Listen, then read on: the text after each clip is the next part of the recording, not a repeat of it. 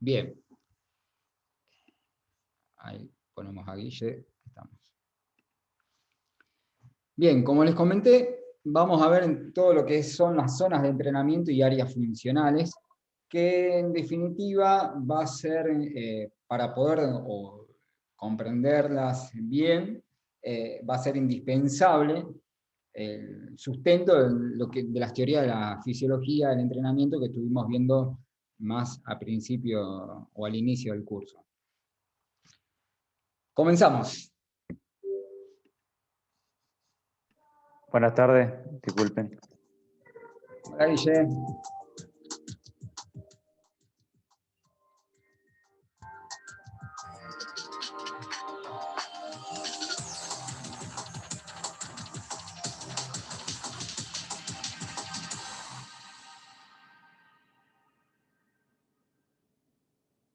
Bueno.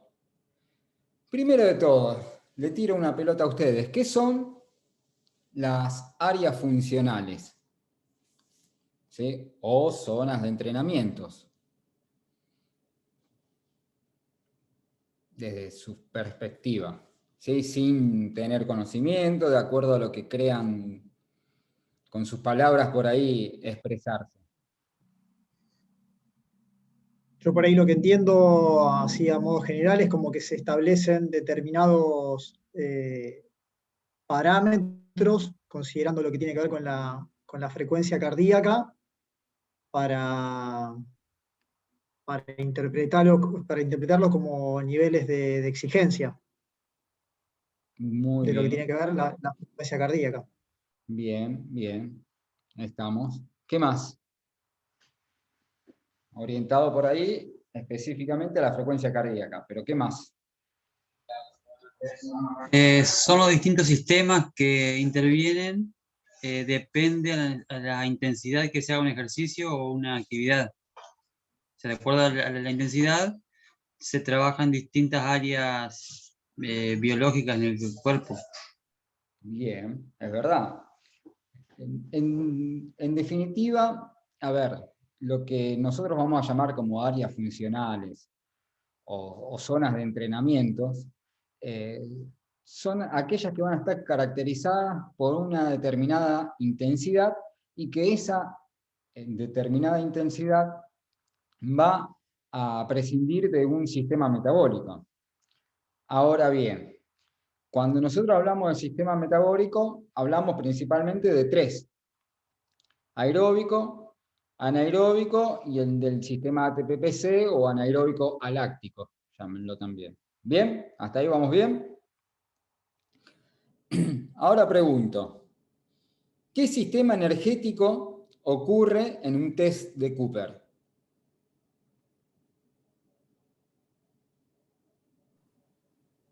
Me parece que va a depender de acuerdo a lo que mencionabas recién, a la intensidad con que cada uno tenga que hacerlo, pero seguramente el aeróbico. Bien. Ahora hago otra pregunta. ¿Qué sistema energético va a predominar en una maratón?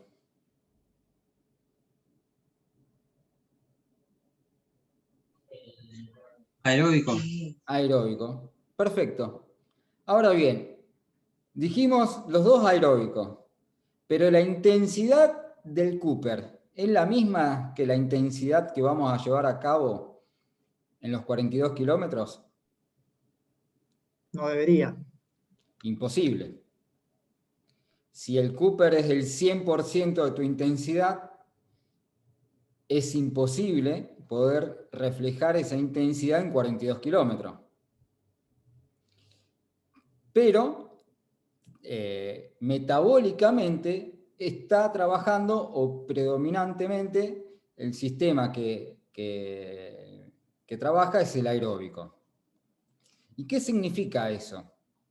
Significa que cuando nosotros hablamos del sistema aeróbico estamos hablando de diferentes intensidades dentro de un mismo sistema. Que nosotros, cuando hablamos de generalidades, decimos, bueno, el trabajo aeróbico es salir a andar en bici, salir a correr, salir a trotar o a caminar. Bien, trabajo aeróbico. Pero dentro de ese trabajo aeróbico dependiendo de la intensidad que nosotros le pongamos, vamos a tener diferentes caminos.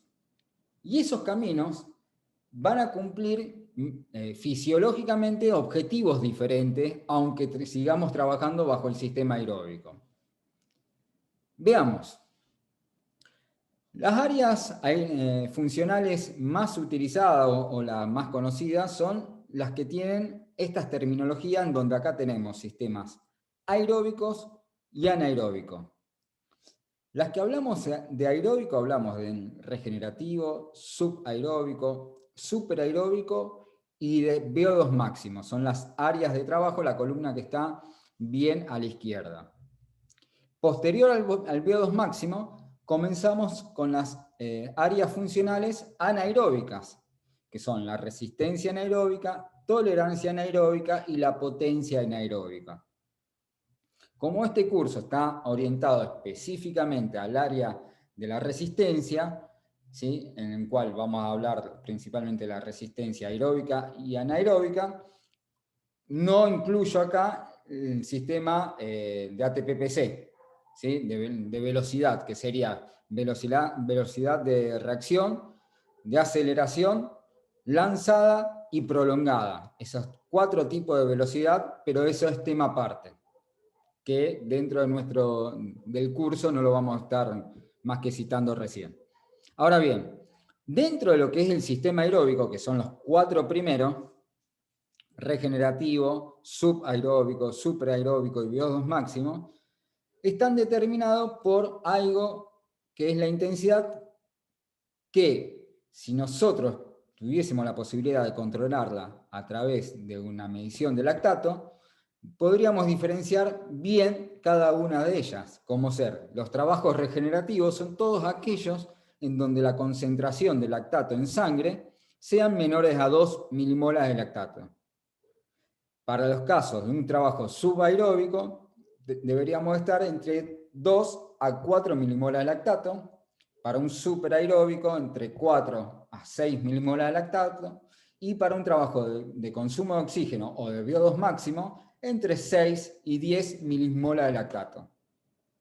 Después, a partir de eso, la concentración de lactato se dispara y empezaríamos con contenidos mayores de 12 milimolas de lactato, que serían todos los trabajos anaeróbicos, para los mayores de 15 milimolas para los trabajos de tolerancia anaeróbica, y para los trabajos de potencia anaeróbica, todos aquellos trabajos que excedan los 18 milimolas de lactato y que puede llegar incluso hasta 24 milimolas de lactato, que son niveles altísimos.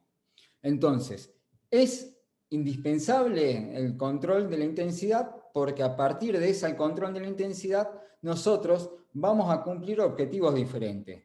Vamos ahora a la columna que está en el otro extremo, a donde dice efectos fisiológicos. Fíjense que cuando nosotros hacemos un trabajo por debajo de 2 milimolas de lactato, que sería en un trabajo regenerativo, vamos a estar trabajando vamos a estar activando el sistema aeróbico, y principalmente lo que vamos a estar buscando o logrando con este tipo de trabajo, una remoción y oxidación del ácido láctico residual. ¿Qué significa el ácido láctico residual? Es el ácido láctico que quedó acumulado del trabajo anterior. Por eso se hace regenerativo. Los trabajos regenerativos, el objetivo principal que tiene es, por un lado, de activación del sistema aeróbico, que lo usamos como entrada en calor, ¿sí?, al área regenerativa. Tómenlo como área de trabajo, que aunque el término parezca que es para el final de una sesión, también puede estar al inicio de una sesión, porque es un área metabólica. Esa área lo que va a cumplir es un poco de activación, lo que va a ser para el sistema aeróbico, y en caso de que sea para el final de la sesión, para una remoción y oxidación de ese ácido láctico que quedó dando vuelta de la sesión anterior o de la última sesión. Bien, por eso tiene que estar controlada la intensidad para que ocurra eso. En cambio, si nosotros llegáramos a incrementar la intensidad de pasar de 2 a 4 milimolas de lactato, nosotros lo que vamos a estar haciendo es de una manera vamos a empezar a activar el sistema de glucógeno, ¿sí? Del consumo de glucógeno, levemente, pero va a empezar a aparecer, y van a generarse también una remoción de ácido láctico residual, pero a su vez también va a empezar a existir una leve subida, por eso estamos hablando de niveles de entre 2 y 4. Y esa leve subida, ¿sí? Como es leve, significa que es porque va a empezar la capacidad aeróbica de lo que hablábamos anteriormente, el famoso ciclo de Krebs, de oxidación de las grasas, ¿sí? En la parte de fisiología, en donde la descomposición de una molécula de grasa ayuda a generar mayor cantidad de moléculas de ATP, que son las indispensables para la contracción muscular.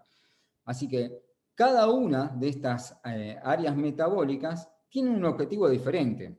El regenerativo tiene uno, el subaeróbico, aunque sea similar al regenerativo, además empieza a demandar del glucógeno. Entonces, ¿qué significa eso? Y acá empezamos a entender, ¿sí? ¿Por qué en una maratón un deportista tiene que meter geles? Porque en una carrera, para nosotros poder mantener esfuerzos prolongados de 3, 4 horas, que son netamente aeróbicos, que simplemente con la descomposición de las grasas nos alcanzaría y nos sobraría de energía para poder soportar una carrera, no la podríamos soportar a altas intensidades. ¿Y qué pasa? El deportista baja en ritmo cuando se queda sin energía y empieza a ir a un ritmo más despacio. ¿Qué es lo que hace el cuerpo a ir a un ritmo más despacio? Empieza a buscar la zona regenerativa, la zona que sea menor a 2 milimolar de lactato, en donde ya no depende del glucógeno.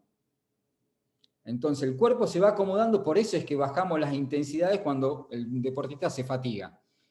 Y es por eso que necesita estar recomponiendo el glucógeno circulante para que esas tasas de glucógeno estén altas y estén a mano para ser consumida y poder mantener o estar en intensidades cercanas a las 4 milimolar de lactato, que es el límite superior, que sería la velocidad máxima para una maratón.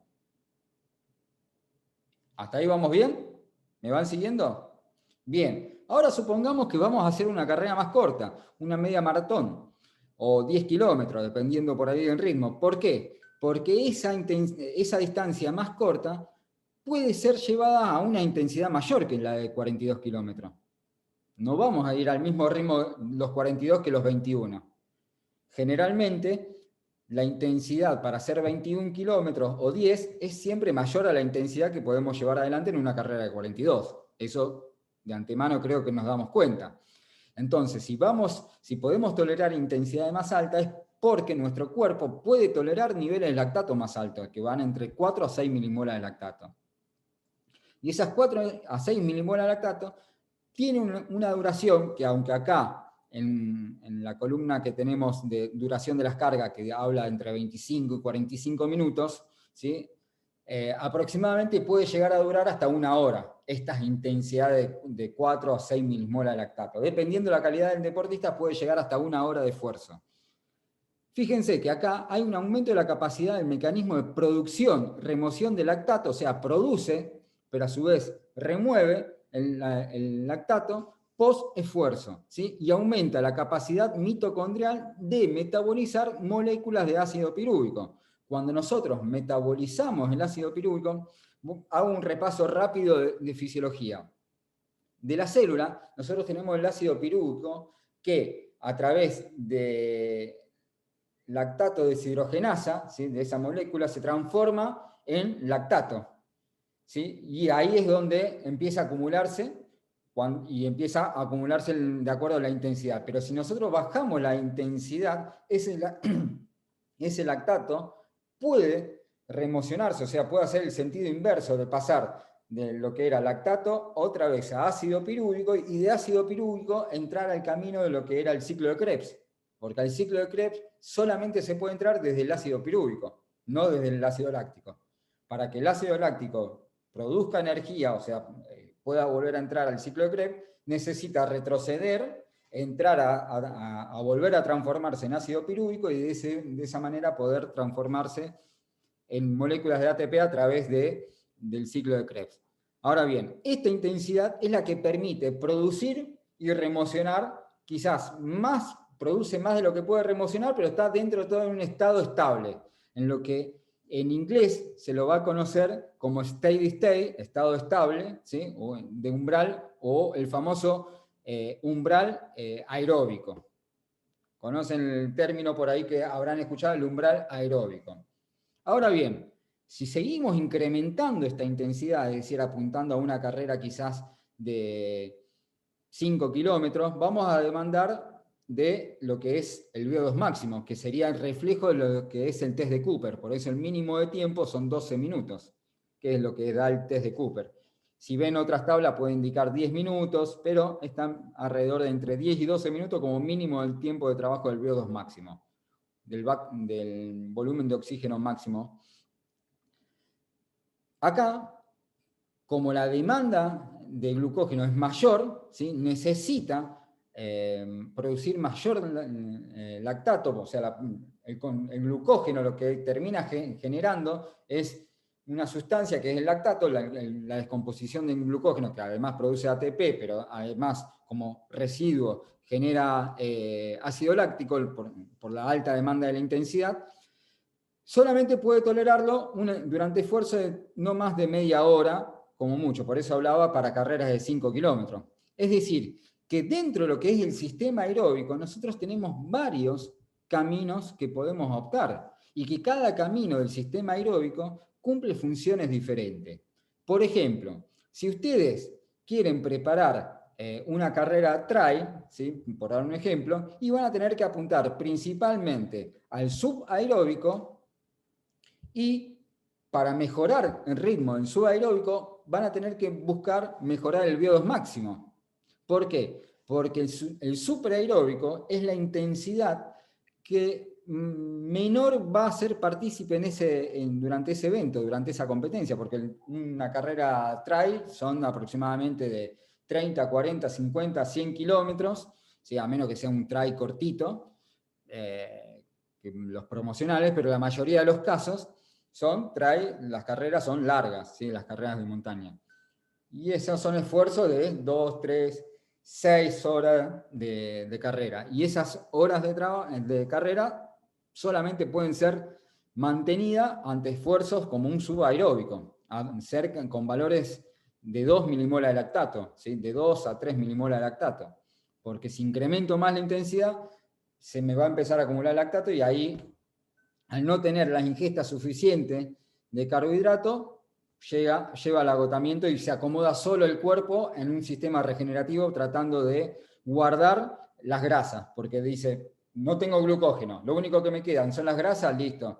Lo guardo, el cuerpo solo como un mecanismo de defensa dice, no hay ingesta, no tengo nutrientes, no voy a gastar las grasas, lo que voy a hacer es lo meto en el sistema directamente regenerativo. Por eso los deportistas terminan caminando, los que están agotados.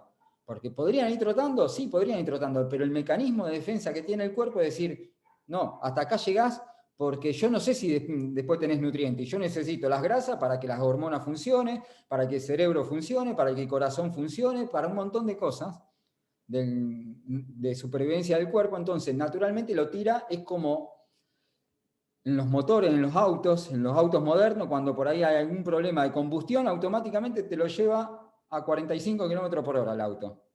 ¿Por qué? Y por las dudas. Dice, no lo vamos a exigir al máximo porque no sabemos hasta dónde podemos llegar. Bueno, el cuerpo exactamente, es tan sabio el cuerpo, que automáticamente cuando se queda vaciado de glucógeno, lo que hace es desconecta todas las teclas, tac, tac, tac, apaga todo y lo pone todo en reserva. Automáticamente, por cuestiones de seguridad. Ahora sí, si nosotros vamos manteniendo con geles o comiendo, el cuerpo va diciendo, bueno, cada un cierto tiempo me van metiendo nutrientes, es decir, que puedo ir manteniendo intensidades acordes para esta distancia. Pero cuando se vacía y lleva tiempo vaciado, el cuerpo automáticamente entra en un estado de reposo, ¿sí? por simple naturaleza de supervivencia. Que gracias a Dios tenemos eso, porque si no, no existirían todos esos casos de gente que ha podido cruzar un desierto o ha sobrevivido en una selva durante días gracias a que ha podido vivir con lo mínimo. Entonces, por eso es tan importante, era importante para mí, que ustedes vieran lo que era la fisiología y nutrición de entrada, porque a partir de eso vamos a empezar a comprender mejor todas estas tablas y este funcionamiento de las diferentes áreas funcionales. Acá es donde, a través del VO2 máximo, nosotros vamos a buscar la mayor eficiencia de la mitocondria y del ciclo de Krebs. Por eso, si nosotros vamos a estar trabajando en una carrera de largo aliento, ¿sí? De largo aliento, como pueden llegar a ser un trail o 42 kilómetros, ¿sí? Principalmente vamos a tener que trabajar el subaeróbico y el VO2 máximo. Y no el superaeróbico tanto como se cree que mucha gente lo trabaja. ¿Y por qué? Porque un problema que tenemos del sistema o del área superaeróbica es que es un sistema en donde es una intensidad moderada, pero que genera mucho estrés, porque son esfuerzos que pueden llegar a durar hasta 1 hora, incluso hasta un poco más en algunos deportistas.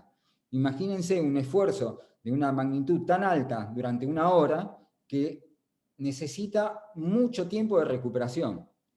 Ahora bien, si yo trabajo a bajas intensidades, pero le meto altas intensidades simplemente para que la célula, para entrenar a la célula, la mitocondria, para que sea mucho más eficiente con los trabajos de VO2 máximo, son trabajos de muy alta intensidad, pero son trabajos de no más de media hora en total, contando la pausa. No son trabajos de más de media hora. Entonces, ¿genera un estrés? Sí, genera un estrés, pero genera un estrés que es mucho más recuperable.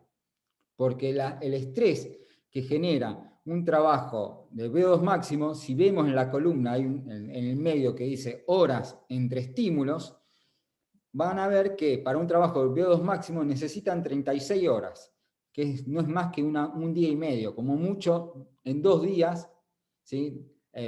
Nuestro deportista podría estar entrenando, repitiendo trabajo de consumo de oxígeno. En cambio, para un trabajo de superaeróbico, bien hecho, en 24 horas lo podría estar repitiendo. Eso significa que podríamos estar estresándolo todos los días.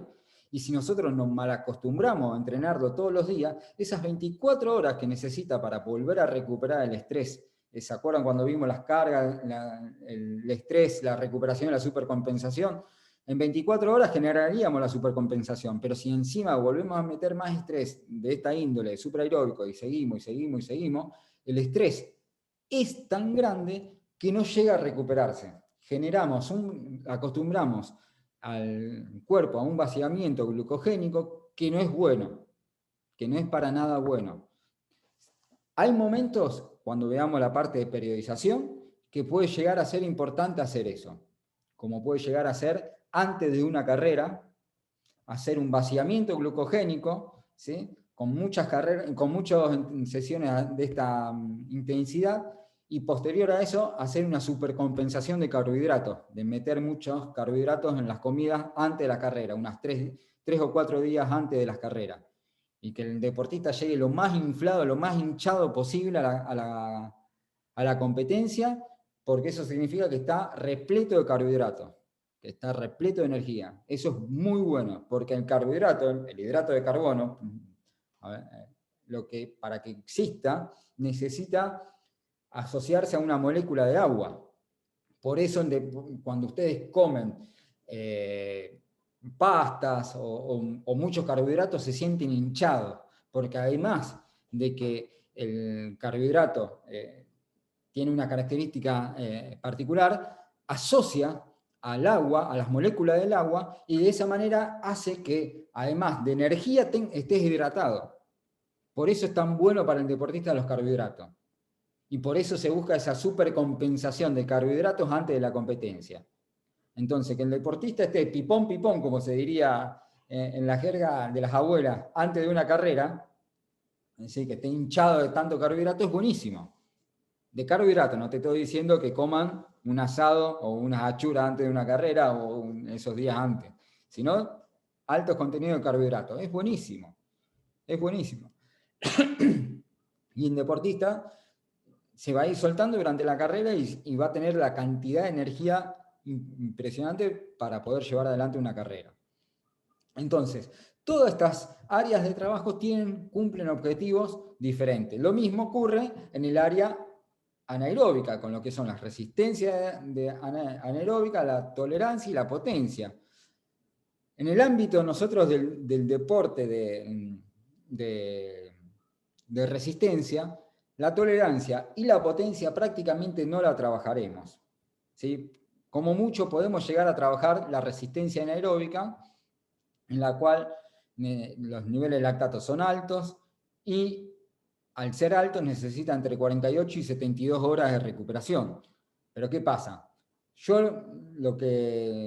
¿Cuándo ustedes creen que ven un trabajo de resistencia anaeróbica? ¿En qué momento lo ven?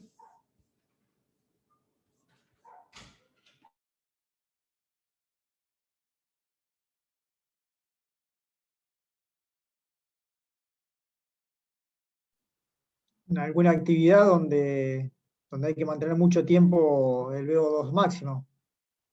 Pero no sabría por ahí qué ejemplo de actividad, no lo tengo presente, la verdad. Ahí se me ocurre el final de una carrera. Exactamente. En el final de una carrera, cuando ese remate final, y por la cual a su vez termina la carrera y algunos deportistas parecen que se les desconecta todo y se desmayan una vez que pasan la meta, es porque llevan al cuerpo a un límite de lactato muy alto. Pero al venir de una carrera de largo aliento, los niveles de lactato no llegan a ser altos a niveles de 15 o 18 milimolas de lactato. Yo he tenido la posibilidad de evaluar, y la realidad es que las mediciones de lactato de un final de carrera con sprint y todo, no han superado las 9 milimolas de lactato. Es decir, si hablamos de 9 milimolas de lactato, estamos hablando de un límite máximo de V2 máximo, de valores de V2 máximo. Sin embargo, como es común encontrarnos bajo esa situación en una carrera, a veces, como una cuestión práctica y de juego y un poco cultural de mi filosofía de trabajo, cuando yo hago los trabajos de VO2 máximo, la última pasada, hacerla a la intensidad para romper las marcas. Entonces, hay dos cosas que sé que va a pasar. Una, que va a tratar de superar las marcas y que va a entrar en un sistema anaeróbico por tratar de exigirse más. Pero por el otro lado, al haber venido haciendo todas las pasadas en VO2 máximo, está ya en el sistema aeróbico bien activado. Es decir, que en la última pasada, al exigirse, ya no va a llegar a los niveles altos. Quizás ni llegue a entrar en el sistema anaeróbico, pero sin embargo va a servir para acostumbrar a la cabeza a generar ese plus para dar ese extra durante la carrera. Vuelvo a decir, yo en carreras de triatlón que he medido no he encontrado nunca una medición mayor a 9 y un solo caso de 11 milimolar de lactato en la llegada de una carrera. No sé y me animaría a pensar que deben ser valores algo similares, quizás un poco más a lo mejor elevados, en ciclismo. Por ahí en una etapa del Tour de France, Giro, cualquiera, que al final, los últimos 600, 800 metros, está ese sprinter final, en donde se pelea para tratar de lograr alcanzar las marcas, ganar la carrera, y ahí sí pueden llegar a estar en niveles de lactato por ahí un poco más elevados. Pero dudo que sean niveles muy altos. Dudo que sean muy altos porque viene del cuerpo de 3 horas, 4, 5 horas de estar entre 2 a 4 milimolar de lactato. Entonces, al estar alrededor de eso, de golpe pasar a 15 es muy difícil porque la célula ya viene trabajando de una manera, no es que cambia y activa otro. Para poder trabajar el sistema anaeróbico de manera pura, deberíamos trabajarlo en una sesión específicamente pura anaeróbica. Entonces, buscar esas intensidades que, vuelvo a decir, es muy difícil que las encontremos, sin embargo, puede llegar a encontrarse, nosotros por ahí la damos en el curso porque podemos llegar a encontrarnos con carreras de de 3.000 metros, que por ahí puede llegar a existir niveles de lactato de un nivel de resistencia anaeróbica o incluso de tolerancia anaeróbica. Pero para carreras mucho más largas, de largo aliento, como pueden llegar a ser 10, 15, 20, o 21, 42, o las carreras de trail o triatlón o Ironman, es imposible. Es imposible encontrarnos con situaciones de niveles de lactatos altos. Pero bueno, los tenemos acá. Siguiendo con lo que es las tablas, en la misma tabla nos indica a nosotros, después de la columna de los niveles de lactato, qué fuente energética principal utiliza. Fíjense que empieza a trabajarse en los ácidos grasos en los primeros dos, después glucógeno, que no significa que los ácidos grasos no sean partícipes, sino que tienen menor predominancia. Y después tenemos los métodos de entrenamiento más utilizados para ese sistema, para desarrollar estos sistemas, que los métodos los vamos a ver después en otra clase.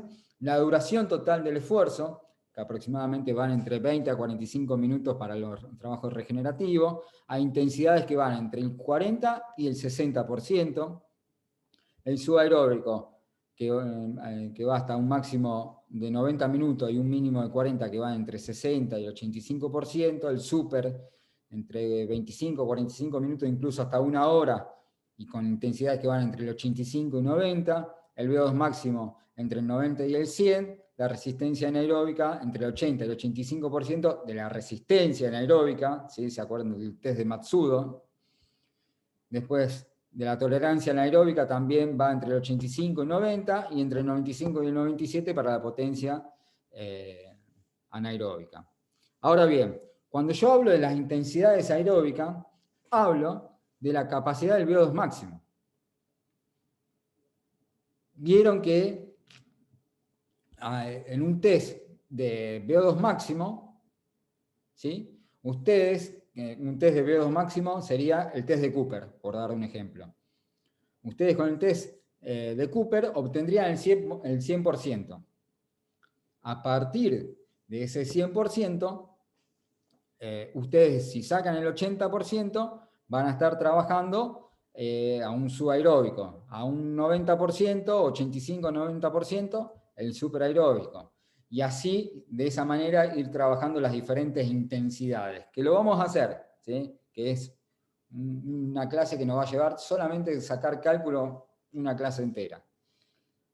Pero bueno, esta es la primera tabla que tenemos. Sin embargo, hay otros autores que nos hablan de otras modalidades, como ser Carmichael nos presenta una para running con otra nomenclatura, que es endurance, steady state, que no es más que otra cosa que como un superaeróbico, el tempo y el fartlek o intervals, ¿sí? Los objetivos a desarrollar en endurance, que va a ser para el desarrollo de la resistencia de base, el steady state para mejorar la resistencia aeróbica, el tempo, que es un incremento de ritmo de un umbral de lactato, y el fartlek para los incrementos de velocidad del VO2 máximo.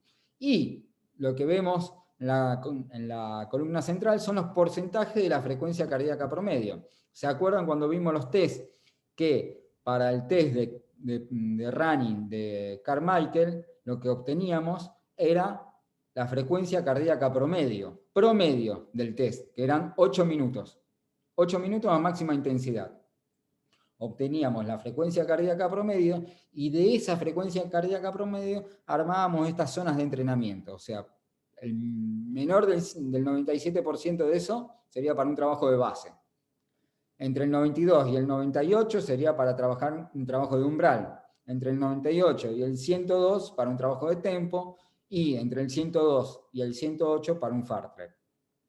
Y si hablamos de ritmo de carrera, o sea, basándonos de acuerdo a la distancia que hizo en 8 minutos, qué ritmo le metió, vamos a estar trabajando porcentajes iguales, pero en relación a lo que son los ritmos de carrera. Menor al 97%, entre el 92 y el 98% para un steady state, entre un 98 y un 102% para un tempo, y entre un 102 y un 108% para un fartlek.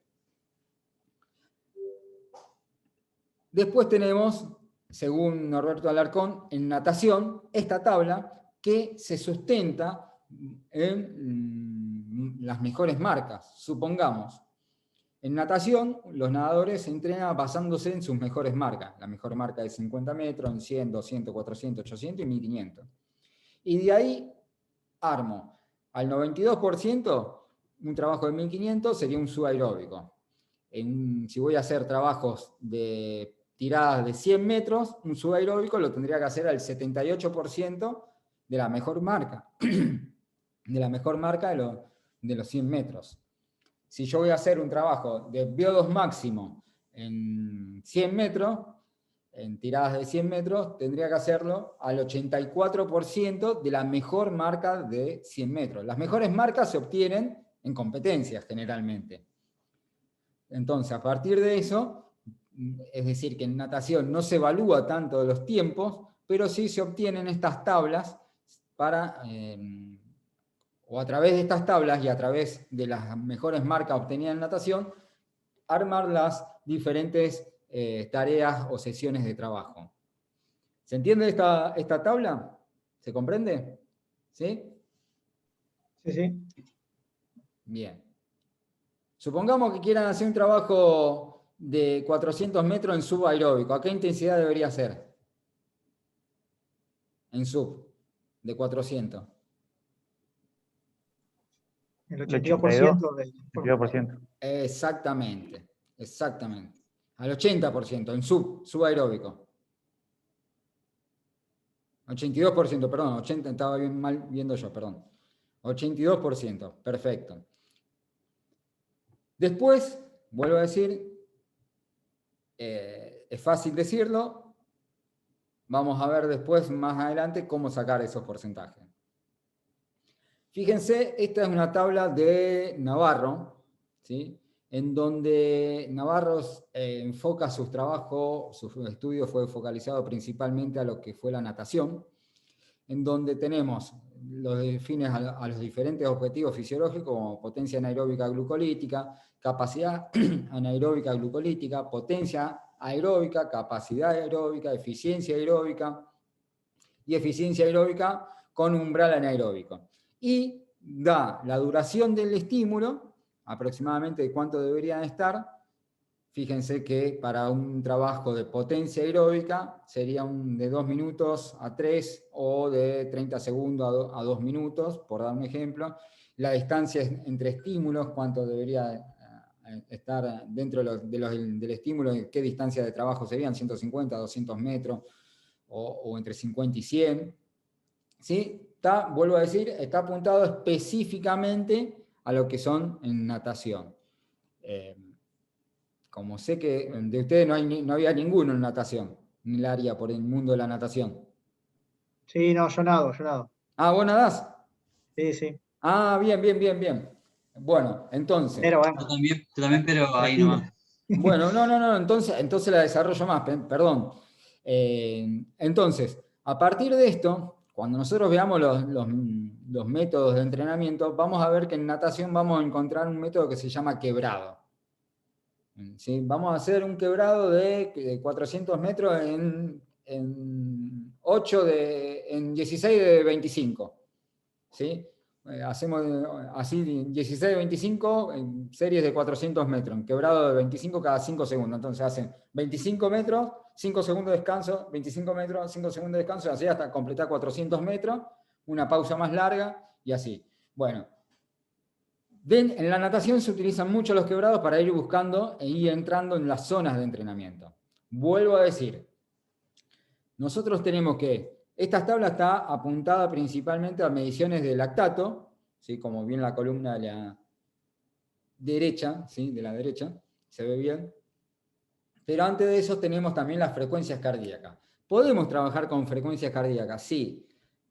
Pero lo que yo recomiendo es principalmente trabajar con esta tabla y hacer una mezcla con esta tabla. ¿Qué quiero decir con una mezcla con esta tabla? A ver, yo necesito hacer un trabajo de potencia anaeróbica glucolítica. Bueno, me voy a los trabajos que acá dice como tolerancia anaeróbica.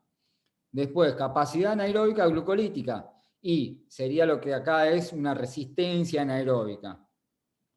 Después, potencia aeróbica, y sería como un trabajo más de VO2 máximo. Y después en el medio hay una capacidad aeróbica también como casi potencia aeróbica, pero que es un poco más de un ritmo de larga distancia, que algunos autores lo llaman como el tempo, ¿sí? Acá lo llama como tempo, que sería, perdón, ven que dice tempo. Bueno, este es diferente, es otra nomenclatura, pero en definitiva todos están apuntando más o menos a los mismos. Cada autor tiene su terminología, por eso en natación, y muchos entrenadores prefieren llamarlo zona 1, zona 2, zona 3, zona 4, zona 5, porque si hablan vamos a trabajar en un subaeróbico, bueno, para algunos subaeróbico lo entiende, otros no, entonces por zonas, en números de zonas, termina siendo mucho más fácil a lo mejor para muchos deportistas, más fácil también de entender, decir, bueno, un zona 1 es básico, un zona 5, 6 o 7 u 8 es una intensidad mucho más alta. Entonces, trabajar de esta manera. Las intensidades, ¿sí? que se pueden ir trabajando, las diferentes intensidades, los descansos, cómo tienen que ser las pausas. Fíjense que las pausas van a estar rondando entre 3 minutos como las pausas más largas, a 15 segundos como las pausas más cortas, dependiendo de lo que estemos trabajando. Mientras la intensidad sea más elevada, las pausas van a ser más largas. Mientras la intensidad sea más baja, las pausas van a poder ser más bajas. Y tenemos también un volumen total de trabajo en metros, cuánto deberían llevar cada una de estas zonas. Fíjense que las primeras son entre 600 y 1000 metros, pero son siempre valores de referencia, no se casen con las tablas. En algunos casos, solo en algunos casos no se casen con las tablas. ¿Por qué? Porque si ustedes van a trabajar con un principiante en natación, ustedes saben que un nadador principiante no nada 1000 metros, ni llega a nadar ni 600 metros en sus primeras clases. Entonces, mucho menos vamos a hacer un trabajo de potencia anaeróbica de 600 metros. Y te dice que para un trabajo aeróbico, el último de todo, de eficiencia aeróbica, ¿sí? Estaría entre 2000 y 5000 metros para lo que es los trabajos, y ningún nadador arranca con esa distancia. Estos son tablas, vuelvo a decir, hechas para nadadores. Pero para que nosotros formemos nadadores, no nos podemos regir con esto, ni con esto, ni con estos. Bueno, esta es de running.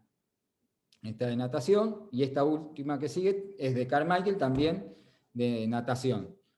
Esta es por ahí mucho más fácil, porque podemos tomar el test, ¿se acuerdan del test de natación? Que era tomar 400 y 100 metros de natación, sacábamos la velocidad crítica de nado, y de la velocidad crítica de nado podemos sacar estos porcentajes, entre el 73 y el 93,1, entre el 94 y el 103 trabajamos para las pasadas intervaladas, entre 100 y 109% para el umbral de lactato, y entre 102 y 120 para los trabajos de VO2 máximo. Son intensidades basadas a lo que llamamos la velocidad crítica de nado. Pero vuelvo, esto para un deportista un poco más consolidado. Sin embargo, para un nadador que está recién arrancando, tiene que aprender a nadar y meter metro de a poco, meter metro, y podemos tomar de referencia esto, que como mínimo para consolidarlo y empezar a entrenarlo bien, tiene que tener una base de 2000 metros de nado.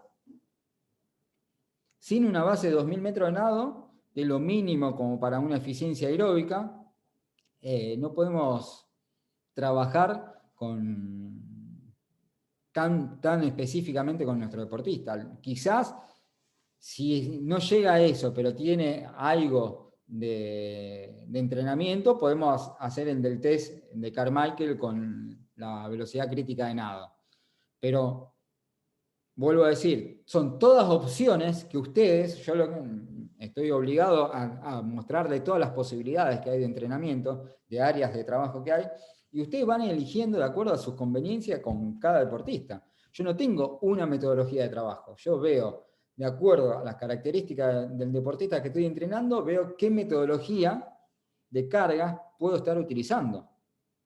Entonces, esta yo sé que no es para deportistas, nadadores que están recién arrancando. Esta es específicamente para nadadores donde tienen marcas, mejores marcas. Lo más cercano para alguien que viene nadando y que quiere empezar a buscar un entrenador es esta tabla.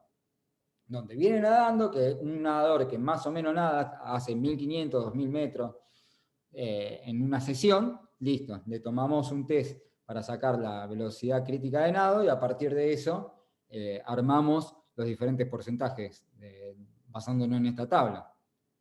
Fíjense que tienen objetivos diferentes cada uno de ellos y trabajamos en base a eso.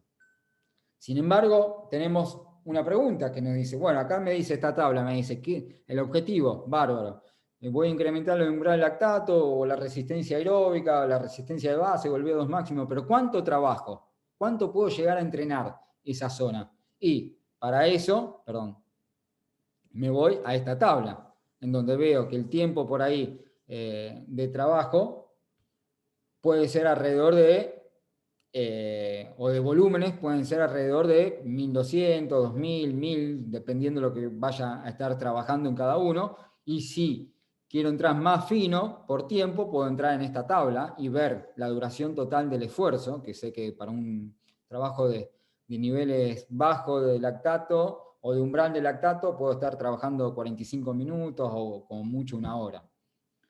Es decir, que a veces tenemos que jugar con todas las tablas y hacer una retabla nueva basándonos en las características de nuestro deportista. Gracias a Dios, el entrenamiento sigue siendo la estrategia del entrenador.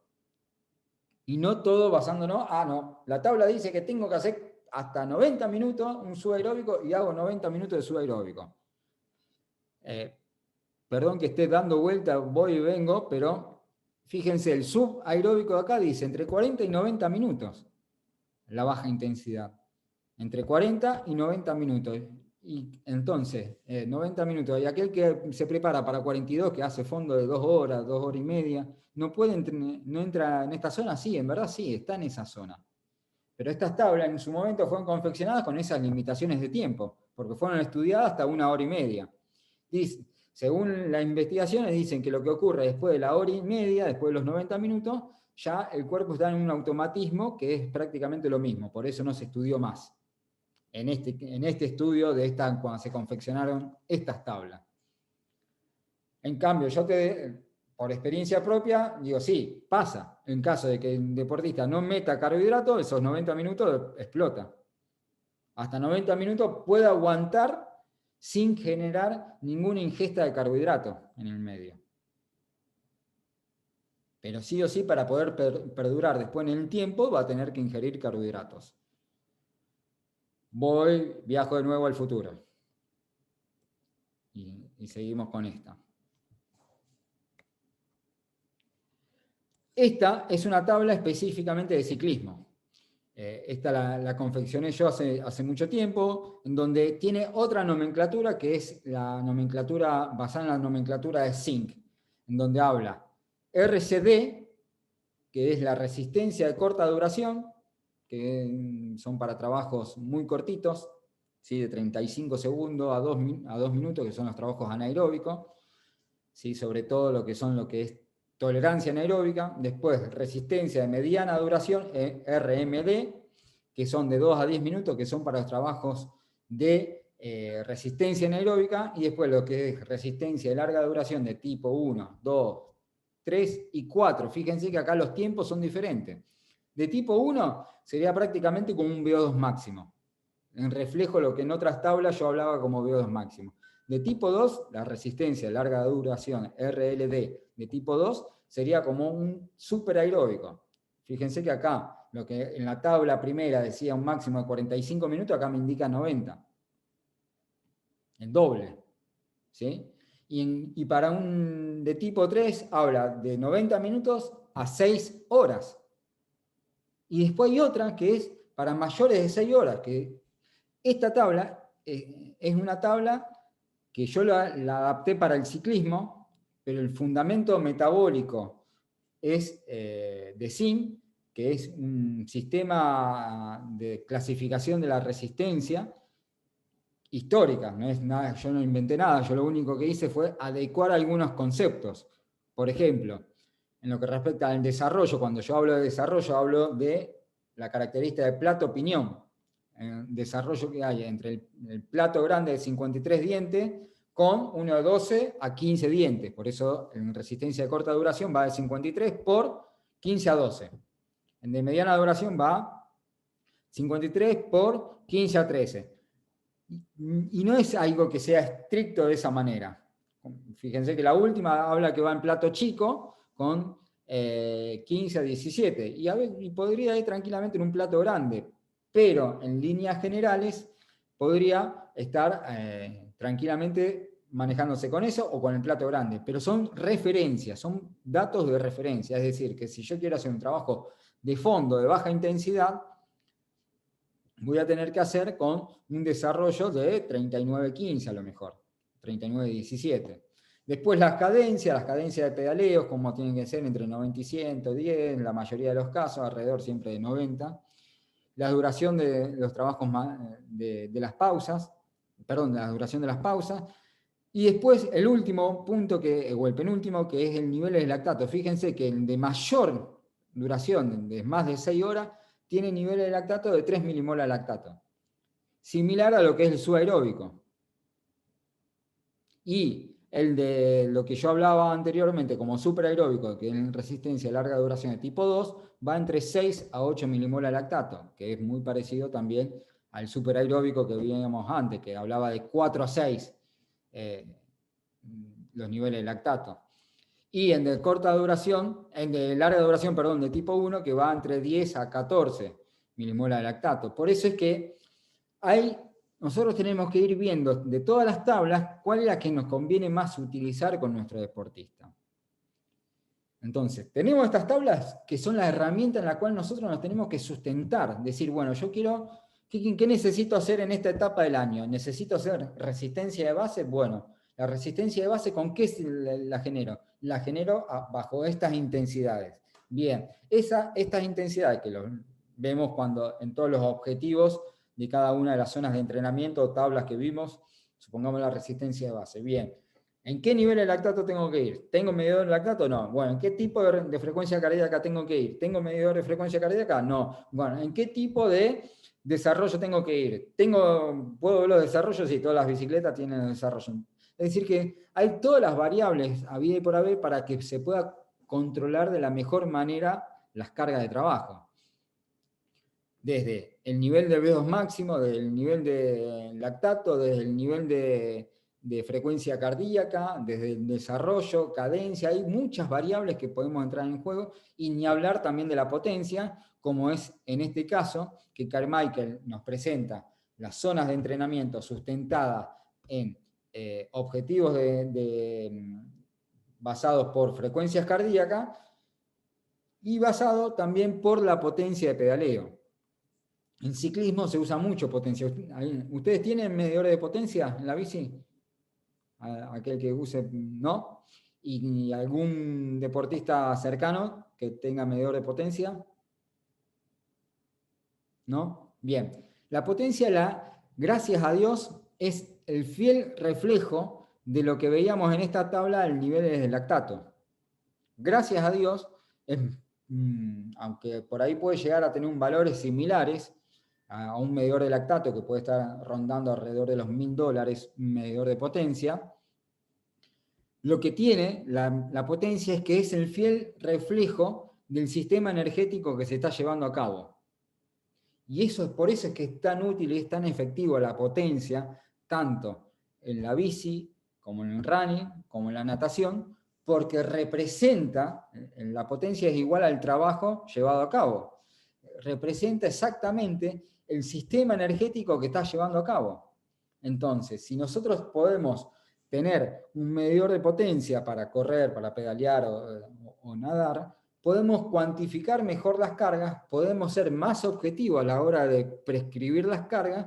¿Por qué? Porque si nos manejamos bajo la frecuencia cardíaca, como hemos hablado anteriormente, la frecuencia cardíaca se sustenta principalmente en el sistema nervioso parasimpático, que puede ser influenciado por diversas cuestiones, como problemas personales, deshidratación, la misma nutrición, haber comido algo pesado ya te afecta en la frecuencia cardíaca, haber comido algo liviano te afecta en la frecuencia cardíaca, estar un poco deshidratado te afecta en la frecuencia cardíaca, es decir, que son conceptos que tenemos que tener en cuenta a la hora de entrenar, que puede siempre, si nos basamos en la frecuencia cardíaca, sí, puede siempre existir una variabilidad dentro de los parámetros de trabajo.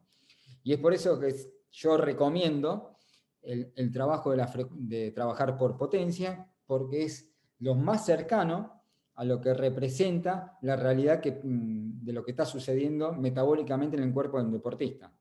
Entonces, si yo trabajo por potencia en ciclismo, voy a poder trabajar tranquilamente basándome con las potencias o con el área de endurance, tempo, steady, de escalada, de climbing, power interval.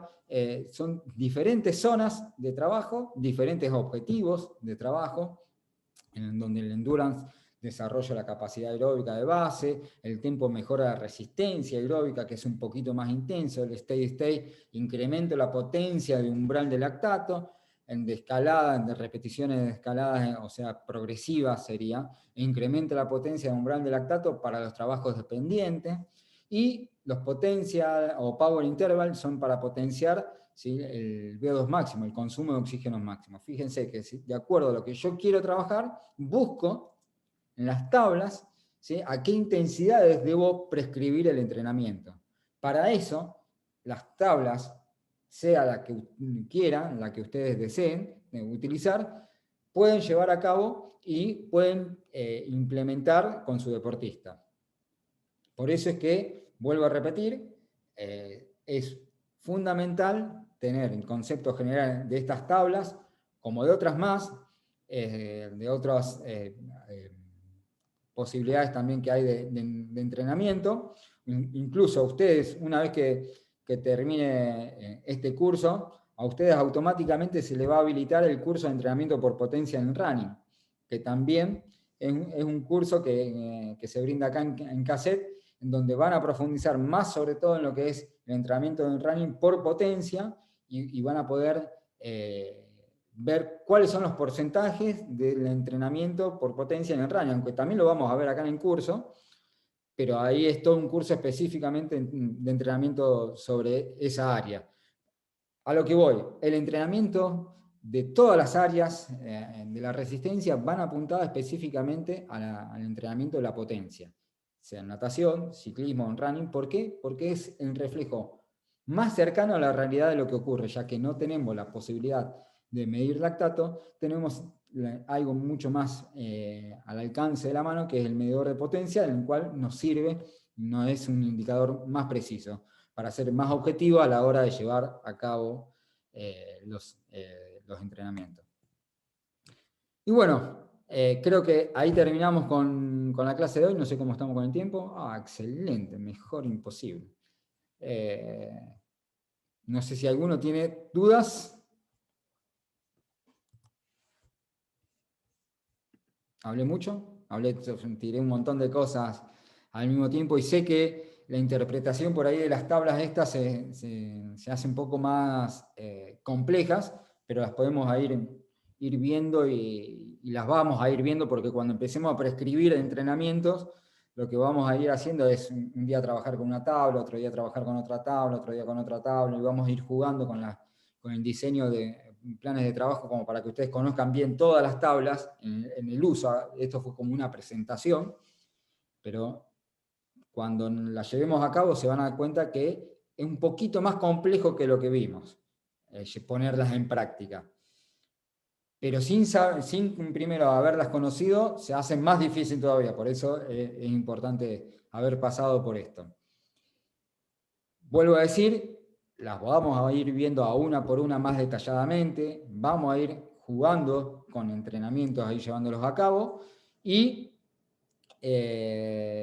para eso también vamos a ir tomando los test que fueron ustedes tomando, recopilando por ahí, hay un test de los trabajos aeróbicos, y a partir de esos test que ustedes hayan elegido, que hayan llevado a la práctica con su deportista, con ustedes mismos, vamos a ir armando o generando prescripciones de entrenamiento para ir entendiendo cómo es el uso de todas estas tablas.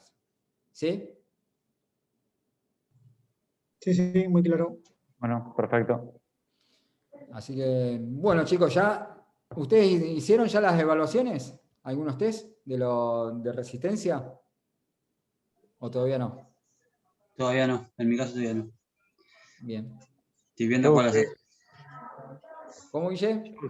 Yo usé uno que hice a principio de año, un test de 5000 que hice a principio de año, y en base a ese empecé a, bueno, como vos dijiste la otra vez, tener en cuenta la cadencia, parciales y demás, así que empecé a sacar los gráficos de la aplicación de Garmin y demás, y bueno, y me copié la tablita que vimos también, la del test de 5000, que vos la pasaste también. Me la copié en un Excel y empecé a armar por ahí los cálculos. Porcentajes.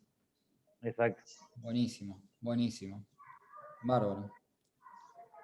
Bueno, ya vamos a ir entonces desarrollándolos de a poco a todos eso. Vamos a ver primero el tema de los métodos de entrenamiento y después vamos a ir interrelacionando con prescripciones de los trabajos, relacionándolo con esto. ¿Sí? Bien. Bueno, perfecto. ¿Estamos, chicos? Bueno, Perfecto. Bueno, éxitos totales y nos vemos el próximo jueves. Bueno, muy bien, muchas gracias. Saludos, chao. Nos vemos. Adiós. Chau, chau. Chau, chau.